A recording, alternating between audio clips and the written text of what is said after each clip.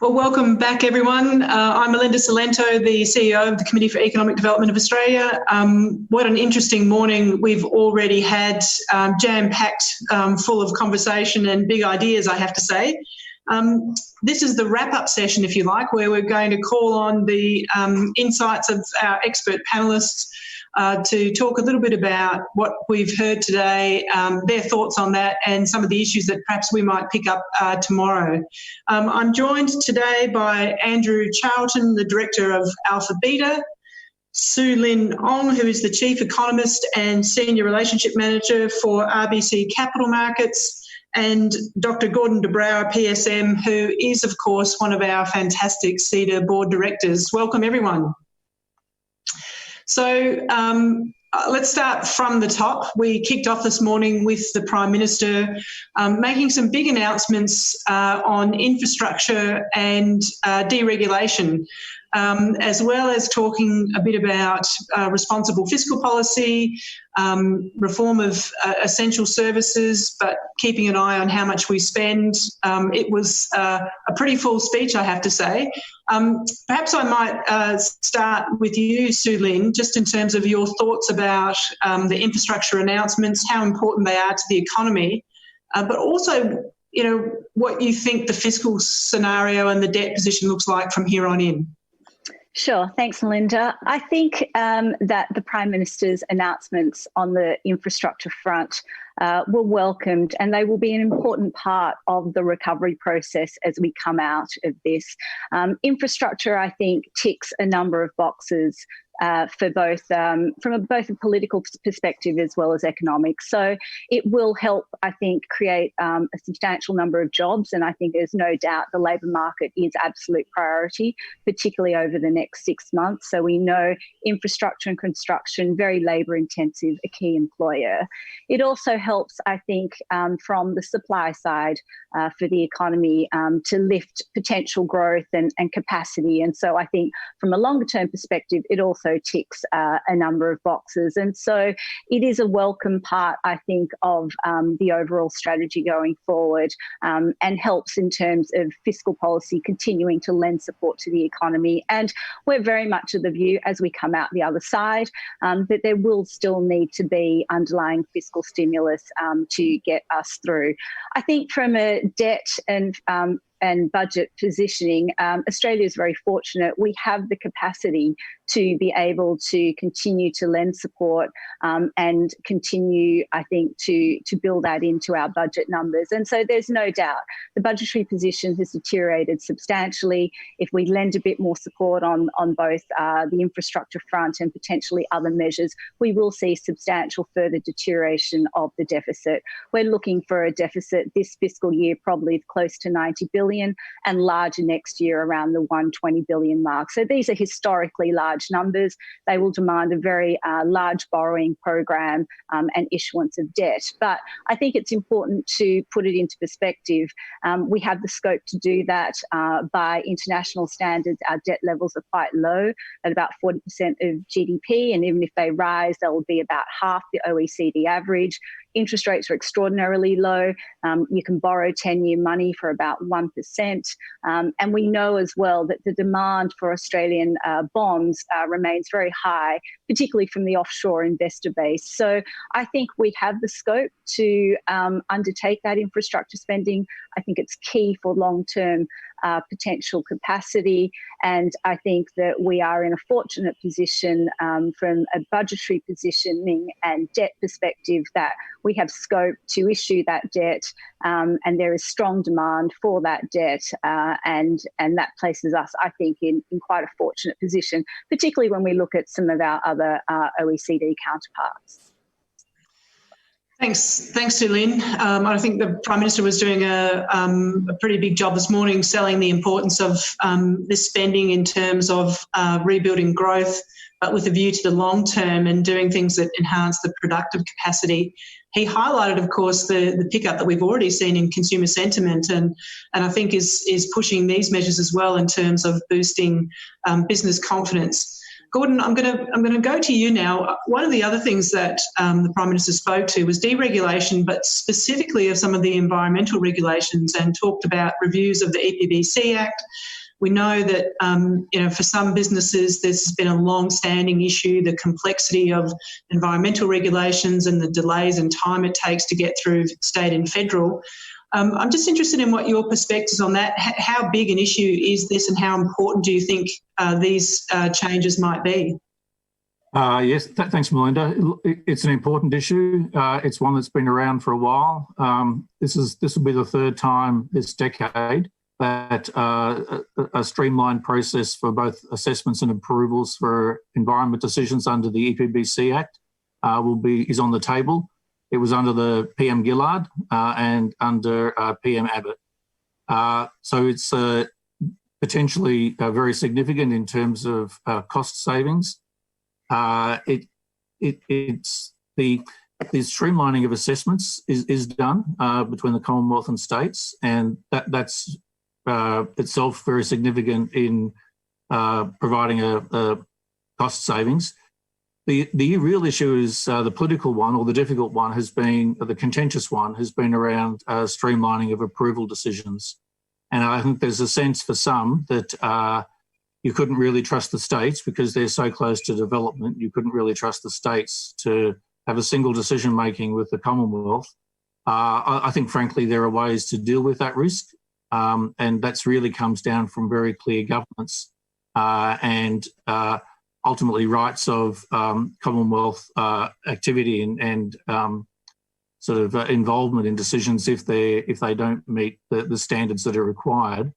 But dollar-wise, very significant.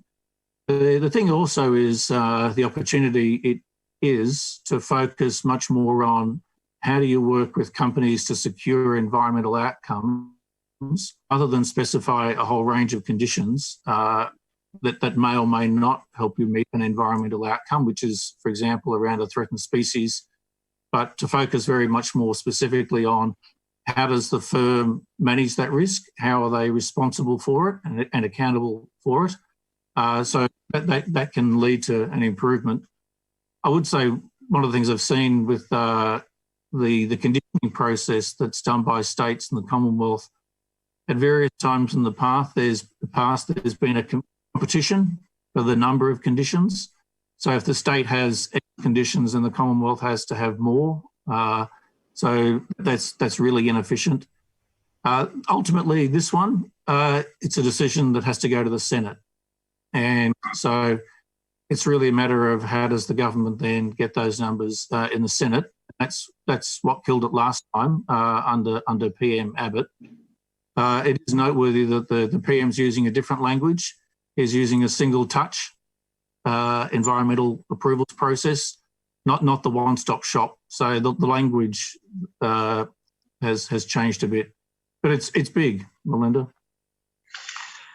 Gordon, if I could just maybe ask a bit of a follow-up question. I mean, I think the Prime Minister talked about the advances that have already been made in terms of improving processing times. And I think he mentioned that, in his view, they might be able to get approvals down to something like 30 days.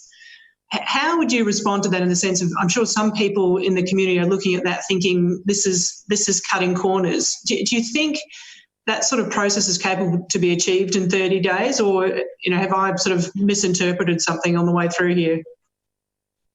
I don't think he would have said that they could cut it down to 30 days if he didn't have some advice that said that was possible. I think one of the things we have found over the number of years is that can cut it down.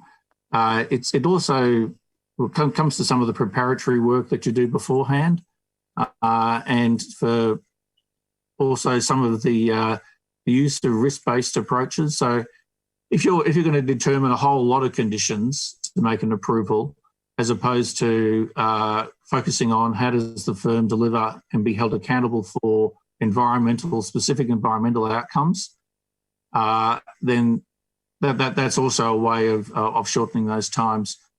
It's a matter of the resources, and it's a matter then of also how the firms work with the Environment Department.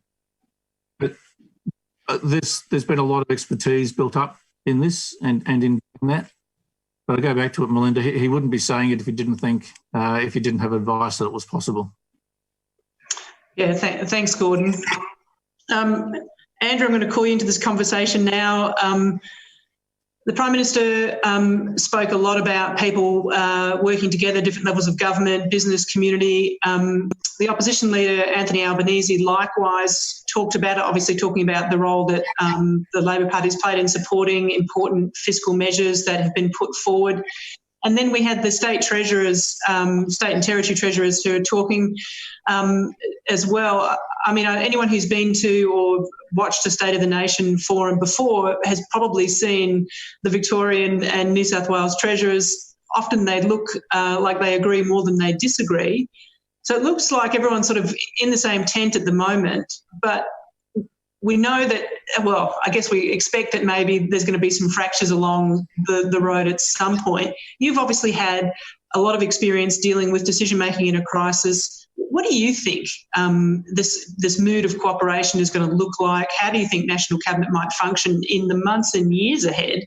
And is it going to be capable of breaking through the lack of collaboration we've seen, including in the face of state and federal elections?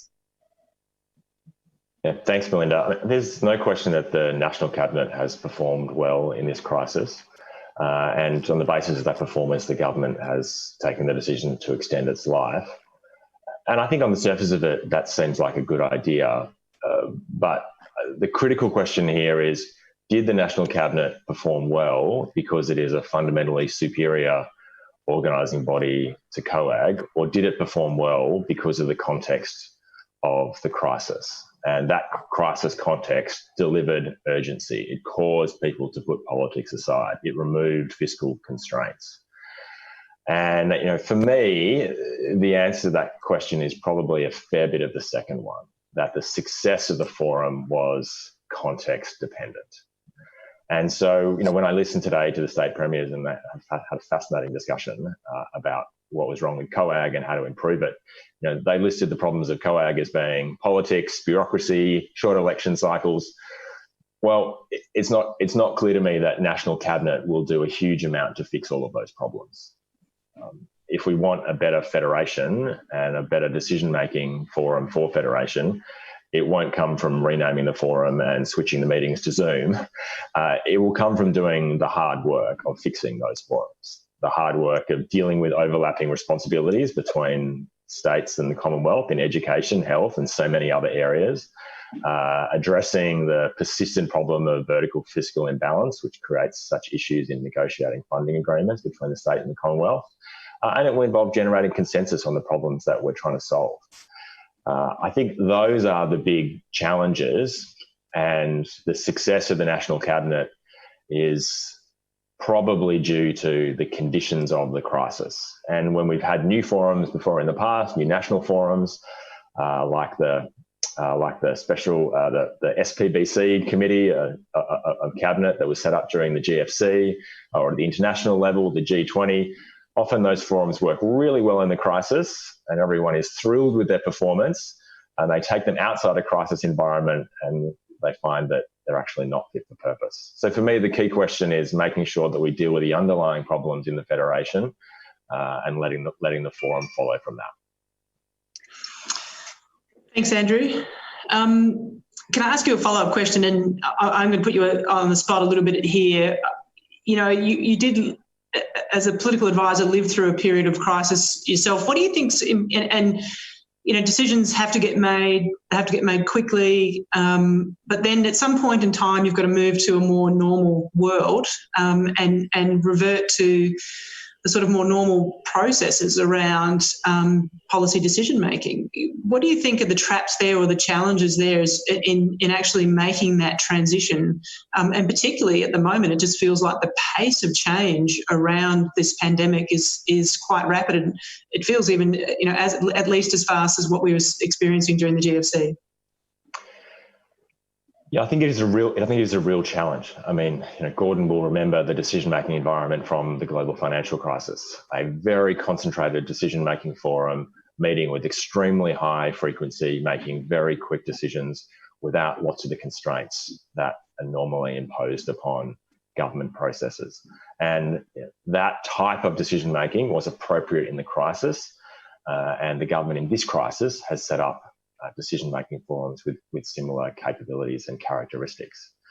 The challenge, however, is to flip from that into a more normal forum, a forum which recognises that as the crisis dissipates, we need to be more collaborative, have a less concentrated decision-making process, have a more consultative arrangement for making decisions. And I think it's very challenging for governments, and certainly the Rudd government during the GFC had a challenge making that shift post the crisis. So it will be very interesting to see how the Morrison government moves from this rapid decision-making, very almost command and control approach to one that is more appropriate for normal times. And I think that adjustment will be a big challenge for the government, and will really determine whether or not it's a successful government coming out of this crisis, as successful a government as it has been during the crisis. Thanks, Andrew. I might actually just get your views on this, Gordon, but through a particular lens, if I could. The Prime Minister talked about some of the innovations that we've seen, telehealth, everyone's talking about it, lots of resistance to that for so long, and great to see that this crisis has finally seen it come to fruition. But also the Prime Minister and the opposition leader referencing the need for reforms of essential services and human services. The bureaucrats in Canberra have had a taste of some different decision making. What's the good that we can take out of this? And what would your advice be to government on how we can actually push ahead with some of these really important reforms? But picking up on some of the themes that Andrew was just talking about the challenge of moving from crisis to a normal cycle. Yeah, it's a great bundle of issues. Probably the first is. This crisis has led to a phenomenal shift in the capability and the willingness of people to try something different, because the only way they could do their job, the only way they could provide services, the only way they could get that information to government was through digital means. And that's been profound, and it's across the board, and people talk about it all over the place. And it's the key thing then is people do want to lock it in. So the issue is how, and it's really then enabling that. Some of that comes with good digital investment, but it's also a very clear sign from leaders, both from the Commonwealth government and the state and territory governments, that they want to lock these changes in. That's a political priority, because it is profound. The other side of it around human services, if you take it, where could be some of the other dimensions to service delivery that could be quite different. And this is really an opportunity around National Cabinet, is that Commonwealth and states individually have done a whole lot of work on trying to integrate their service delivery for Australians or for people in their state or territory. But we haven't done as much on how to integrate all government service delivery to the Australian public, so that people's experience of government is itself seamless, that it's not up to the citizen or the person to identify which government department, which level of government they have to work with, but they can actually just see government as one thing, and that's really then seamless government service delivery by Commonwealth and state services. And that if there are really, digital is a really good way to do some of that, or to do a lot of it, but also by single premises, one single buildings and fully integrated service delivery. The other thing around, just on Andrew's observation of how do you lock this in and how do you make the transition from single points of leadership to collective leadership, it really comes back to the role of Cabinet and how do governments decide they're going to use Cabinet. And moving more of this decision-making into Cabinet processes rather than sort of centred in a leader is a really important transition. So it comes down to some of the basic operations of government. Thanks, Gordon.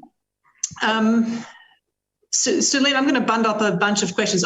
Sorry, before I do this, we are getting some questions through on Pigeonhole already. If you'd like to send us some questions, can I just remind you, it's ceda.pigeonhole.at. You can send your questions through or vote on other questions as well. But Sue Lynn, I'm going to bundle a bunch of questions together, and I'll start with you, and maybe I'll get some insights from the others as well if they want to weigh in. There's about 3 questions that I think I can couple together around the challenge in jobs, how we actually get jobs growth going. There's a lot of emphasis in the questions coming through all this morning around the impact that we've seen on women and young people and the loss of jobs affecting those 2 demographics in particular. And I think what some of our audience are wanting to ask is, where is the policy that's going to drive sustainable long-term growth through entrepreneurship and innovation?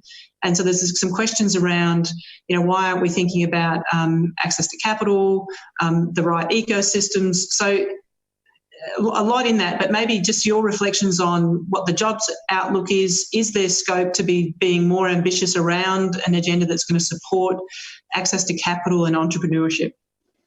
I think that the labour market really is front and centre, both for policymakers and also for us as economists, because we know that the state of the labour market going forward will be really key in terms of what this recovery looks like. And so we do have some concerns. We've obviously seen some of the data thus far that's shown the substantial amount of job shedding that's occurred.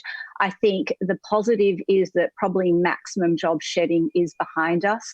We can see from some of the partial incoming data that we're starting to see early signs as the restrictions have lifted in terms of the start of return to work and rehiring, and that's consistent across a number of indicators from some of the weekly payrolls data to the vacancy numbers. So the worst may be behind us, but we know that the replacement of the jobs is going to be a significant task going forward, and that will demand strong, sustainable growth. And so I think for us, that's really the key challenge here.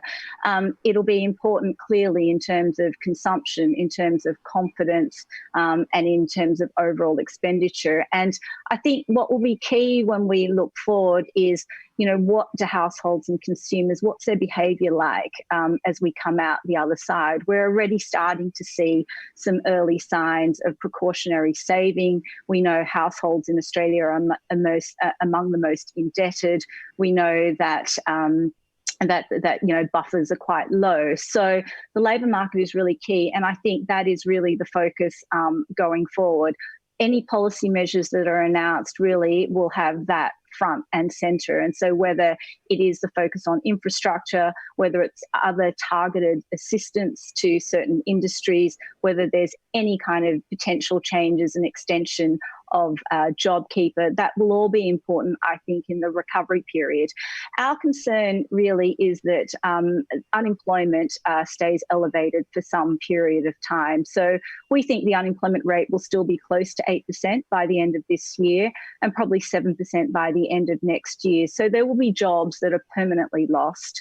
And we know that the nature of this shock means that it disproportionately hits the lower, what is more casualised labour, youth in particular, and women to a degree. So I think that has to be the focus when we look at policy responses, and as the government starts to formulate those, they have to be front and centre. And it is, I think, consistent with potentially further support for the economy, particularly in the fourth quarter of this year and into next year, as some of those key income support measures are either dialed back entirely or cease. So that for us, I think, is quite key. Yeah, it's very interesting. The Prime Minister commented on the consumer confidence numbers, which came out, I think, earlier this week, showed confidence pretty close to where it was pre-COVID. Were you surprised by that? I mean, I guess rightly or wrongly, I think I've sort of been thinking about people's confidence along the lines of very early on, it was linked very, very directly to the health issue and whether people felt safe in a health sense. I think then they were looking to their own incomes, and so we saw the JobKeeper, job seeker support, which boosted or provided confidence around incomes. But in my view, I think increasingly it is going to be, confidence is going to be tied directly to jobs. sustaining or keeping a job in the first instance, but then also longer term job opportunities, not just for parents, but looking to their kids and thinking whether their kids are going to have those opportunities. What's your view on it? Were you surprised by the numbers, and what do you think is critical to sustaining those confidence levels? So I think confidence is the absolute key part of all of this and will determine this recovery, not just consumer confidence, but business confidence as well. So the consumer confidence numbers that the Prime Minister referred to this morning, I think were quite instructive. We're not particularly surprised by the bounce that we have seen. They've come off incredibly low levels, historic lows. So we saw a plunge in April, recovery in both May and June, and we are back to almost pre-crisis COVID type levels, and it maps very clearly, I think, the restrictions. So, maximum restrictions in April and effective shutdown, and then the gradual easing is really what I think underpin the recovery and confidence. What it is as well is, I think, an endorsement by consumers really around the strategy and the health strategy and the amazing results that we've seen, particularly in the last month or two. And we can see confidence very much map that. So I think that's the initial stages of it. But we'd probably point out two things. Outright levels are still below the long run average. So we've bounced from extraordinarily depressed levels. I think the other part is, confidence and how consumers feel and what they actually do. And it's a bit similar to businesses, are two different things. So it's good to have the confidence there, but the conditions for expenditure on the household side, for investing and hiring on the business side, it takes more than just feeling, a bit better and a bit more upbeat. And that's where I think the challenge is now. We have to now create, I think, an environment, whether it's through the reform process or through actual policy that encourages that confidence to move above long run levels, so that you are actually on the household side spending and contributing, and on the business side hiring and investing. And that, I think, is a lot more challenging. So it's a good sign, there's no doubt, this bounce in confidence. It's still, a bit below kind of averages, particularly on the business confidence side. That's still really quite low. And so it takes more, I think, than just that bounce. Yeah, thanks for that. Andrew, I saw you nodding as I think Sue-Lin was talking about, the potential need for some more fiscal support later on in the year, and talking about transitioning job seeker payments. What's your thinking on that, or were you listening to a good song while Sue-Lin was talking? No, I totally agree that the demand side is absolutely crucial for jobs. This should be the biggest priority. And actually, that's why, Melinda, I thought the Prime Minister's speech this morning was such an important speech. I interpreted it partly as a pivot from short-term stimulus to medium and longer-term stimulus. And that pivot is critical right now, because the government has done a great job pumping a wall of money into the economy. And that wall of money has helped support consumer confidence. It's helped businesses retain their workers. But all those businesses are now looking at that wall and watching it ready to run out. And the immediate priority is those millions of people on JobKeeper need to be rehired. And let's remember, there's no gun being held to the heads of business people forcing them to rehire those workers. They will rehire those workers if they have confidence that will be demand there. And so I think the Prime Minister talking today about the future pipeline of demand, the shovel-ready projects, the long-term infrastructure program, all of those things are very important to make sure that as we start to see the end of short-term stimulus on the horizon, businesses do what they need to do, which is pick up the confidence to rehire those workers that were on JobKeeper and continue to invest and want to grow into the new demand that they can see. Yeah, I think it's a really good point, and that was certainly what I took from the key thrust of the Prime Minister's speech this morning, was actually making that transition, not just in terms of the demand profile, but also with some emphasis on productivity. And I think in his language that he's used before, making the boat go faster. I'm not quite sure how that relates to roads and rail, etc., but nonetheless. But one of the issues, and obviously it allows some spending in different locations and regions and the like, so you get perhaps a broader spread. of that sort of stimulus and impact. But one of the questions that came through this morning that I didn't get a chance to ask the Prime Minister directly was around the fact that construction and roadworks and infrastructure tend to be male-dominated jobs, perhaps a stereotype that's out of date, I'm not sure. But so the question was, is it going to do enough to create the right sort of jobs for the right sort of people who've been tipped out of work through the first part of this crisis? Andrew, any thoughts on that?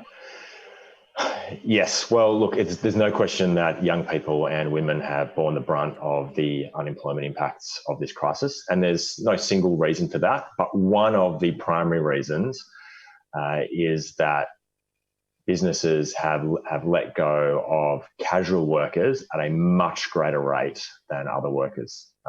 Alphabeta released some work that we did with Xero, the small business accounting platform, earlier in the week, which showed that businesses let go casual workers at 4 times the rate that they let go of full-time and part-time workers. And those casual workers are more likely to be younger people, more likely to be women. Now, there are various reasons why casual workers have borne the brunt of this crisis. Some of them were not covered by JobKeeper. Some of it is the normal way that you would expect workers to shed their labour, with shedding the most marginal workers first. But it does bring into stark relief some of the hidden inequities in the labour market. We've talked a lot about gender pay gaps. We've talked a lot about different types of inequity in the labour market.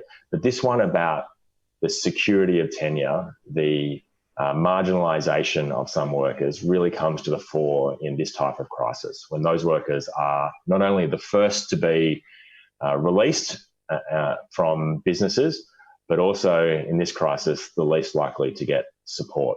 So those workers do need to be a focus going forward, and we need programs to support both young workers in terms of retraining them and providing them with new opportunities, and to continue to address all aspects of the gender employment gap. Yeah, thanks, Andrew. Lots announced in the infrastructure sort of program today. Gordon, we talked about also the EPBC changes on the dereg side, but in terms of the projects that had been prioritised, obviously roads, rail, some dams. But if you look at some of the issues that are on Infrastructure Australia's longer term agenda, there is a whole bunch of stuff there that relates to the environment more broadly defined, climate resilience. And the segue I'm trying to make here is to a question I've got from Pigeonhole, which is around whether or not Australia should be supporting the World Economics Forum sort of Great Reset focus on aligning our recovery to the circular economy, and whether we need some investments and some infrastructure that's actually more conducive to some of these types of activities. And another rather clumsy segue, but the opposition leader also spoke about, the capacity to maybe be thinking about how we can use our resources to invest in things like electric vehicles. And is that a missing piece today? Is it something that we should be thinking more of, or is it the next piece of a job maker puzzle? What are your thoughts on that? Yeah, look, the projects announced were great, and I think particularly accelerating some of the road maintenance, things like that. That's all really shovel ready. Some of those other projects, they provide confidence that that these things will happen. They're necessary bits of linear infrastructure, roads, electricity networks, those sorts of things. But it's part of a bundle, I think, Melinda, as you say, of maybe potential further announcements. I think on social housing, that still is one of those issues that's around. That's itself a jobs generator. It also creates really useful infrastructure. And again, that's also very helpful for more disadvantaged people, but also for particular groups of women and vulnerable people in the community as well. So it helps address some of those things. There's a lot of capacity as well for investment in natural capital and natural resources. Frankly, better land management and better water management can really increase the productivity of land and water but they also have really constructive and powerful environmental impacts. So using some of that to invest in our land resources can significantly increase the productive capacity of the land, but also be very sustainable. Linking some of these things into other future, sectors. Some of it's physical capital, but frankly, some of it's also human capital. And one really important element of human capital is investing in digital capability of people and of firms, especially small, medium-sized firms, and maybe also with the focus on ensuring gender balance around that. One of the things that I think one of the observations around the broad slowdown in productivity growth and labour or labour income growth over the past few years has been that we're not getting as much innovation and creation of new firms, and that we've got existing large firms that maybe aren't as productive and frankly aren't sharing that as much as smaller innovative firms may do. So investing in the creation of smaller, medium-sized firms, new firms coming in, new firms being created, and particularly with a digital focus, because if you want to latch on, frankly, to one of the underlying transformations that the COVID pandemic has accelerated, digital capability, digital service delivery across a whole gamut of surprising things that we never thought before could be provided digitally is really important. And leaning in on that, again, with training and skills, maybe venture capital, other ways of supporting new firm entry, that's also part of it. And I'd see these things, I think as you say correctly, it's not what was missing in today, but actually what was announced today by the PM can be a sequence of future things. And these things you could see could be part of that menu. And all very important for growth, for jobs, and for, frankly, a much more forward and dynamic economy. Thanks, Gordon. I think there's a great story there. I really like the emphasis on new firms. I think so often our language tends to be, or policy focus tends to be on firms of a particular size, where I think increasingly now there's a greater recognition that what really matters is new firms, high growth firms, the firms that are really bringing that dynamism into the economy. And I saw lots of nods from the others as you were talking about that point in particular. Now, I'm going to put you all on notice. We've got about 7 minutes to go. I'm going to read out the results of the poll that we've had online about the issues that matter to people who are watching. While I'm reading out the poll results, I'm giving you a question on notice will be, what do you think the one thing is, or the most important thing is, that's going to drive better productivity performance in Australia from where we are, let's say the beginning of next year. I'll let you have 2020 off. But so whilst I'm reading out the poll results, you guys can quickly turn your minds to that challenging question. So for viewers, obviously we've had a poll going online. The question that was put to you was, what do you see as the most critical issues for Australia's future that have been discussed today at State of the Nation? Unlocking key infrastructure projects, interestingly, came in at 9.4%. Broadly increasing productivity, 25%. The effect of the recession on women and young people, almost 41% of you said that was of critical importance. And strengthening federal-state relations, 12.5%, and reduction of red tape for business investment and employment, 12.5%. So really the two key issues are the sort of impacts on women and younger people that we're seeing through this crisis, which has obviously been given a fair degree of focus. The Prime Minister finished off on those comments today, Anthony Albanese also speaking directly to those, but also this challenge of increasing productivity. And I think it's a very interesting one, the fact that this is a different cycle, that typically what we see when you get these big structural shifts is sort of men in their middle age who've been working in certain industries being made redundant, and they've borne the brunt of that labour market shift, and we've seen male participation rates dropping as female participation rates have really skyrocketed. So it is a big shift that we're seeing now. But of course, an interesting challenge of how we create jobs growth and productivity at the same time. So hopefully I've waffled on a little bit there, given you all enough time to think about what's your number one to the top of the charts for productivity reform in Australia. Sue Lynn, I might start with you if I can. So I would probably highlight, and we talk about this a lot, as much as we're big fans of infrastructure investment and other types of reforms, we talk a lot about incentives to upskill and to train.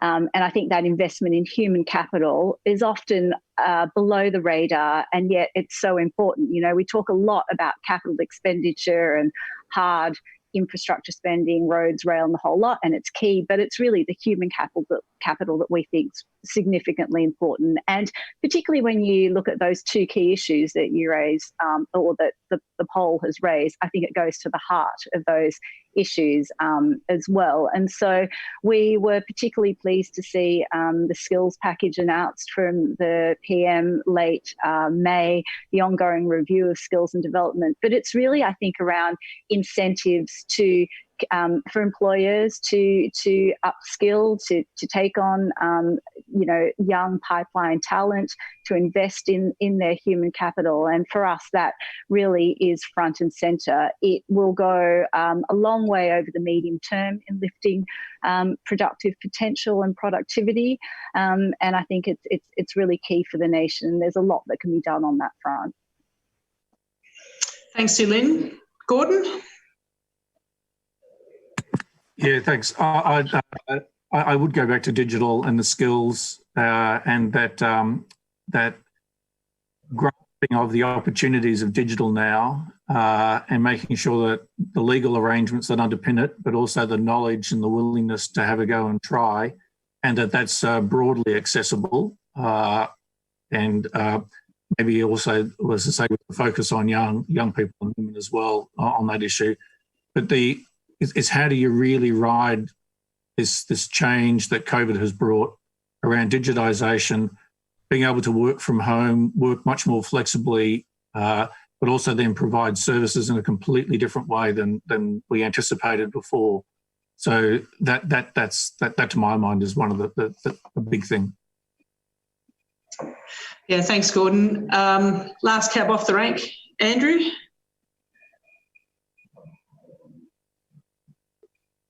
Oh, hang on, we can't hear you. Hang on a second. Oh, there we go. Is that better?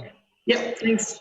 Look, I agree with Gordon. I think if we look back over the last 30 years, the animating force, the driver of growth of the Australian economy has been internationalisation and globalisation. And we had a big wave of reforms in the 80s and early 90s that opened us up to that growth. And that's been powering Australia for a long time as a small open trading nation. I think that era of globalisation was slowing a little bit pre-crisis, and the crisis has brought that era to something of a sudden stop. I think if we look forward for the next 30 years, what will be that animating force that drives our productivity, drives our growth?